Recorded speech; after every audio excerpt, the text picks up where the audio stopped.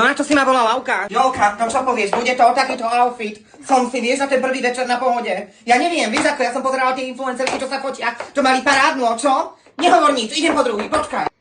Jolka, keď idú maturantským mestom, pamätáš? Rozumieš ma? No nie som taká EZO maturantka, tam ti chodí aj taký, že na Pohodu, nehovor nič. Videla som, vieš, takto ti mali tieto šapky a takéto EZO veci, vieš, a tam mače pili mače, vieš, rozumieš ma, mačisty. A vnúčka Mirku hovorí, babka, budú tam Dua Lipy, aký si Lipy, reku, ja ti Lipový čaj spravím, ale okrem iného tam bude Peter Lipa, rozumieš ma, maturantky, pamätáš sa však. Nehovor nič, tento beriem tiež, dobre? Nie som si ale s ním istá, počkaj.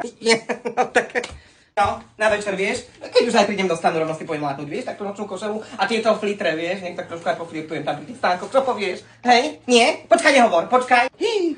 Toto je taký vzdušný outfit, rozbitý kabelkou a touto čiapkou, tak krásne doplňa. Chcem ti len povedať takto, vieš, Roman tam bude so mnou, pôjdeme ti aj na koncerty, vezmi si, bude tam tá Morčíba, Iggy Pop, tie masíve ataky, reku, ja tam budem mať ataky, keď Romana uvidím, že tam dá čo, vieš. A toto mám, vieš, na tekno, vieš, tak to pôjdem poriadne, čo? Môžeš hovoriť. No hovor. Prosím ťa, to není o oblečení. To je úplne o niečom inom. Hej, zažiť tú pohodu, zabaviť sa. No áno, aj kariopky, kľudne. Ja ti chodím takto. A tú nočnú košelu si ale zoberaj aj bez toho trblietky, no. Vieš, ako v noci, ak by pritulno. Čiže takto, hej, no akože pohoda, mám ísť v pohode. A čo si mám zástiru zobrať, ako nosívam? Hej, normálne vážne, môžem aj tak?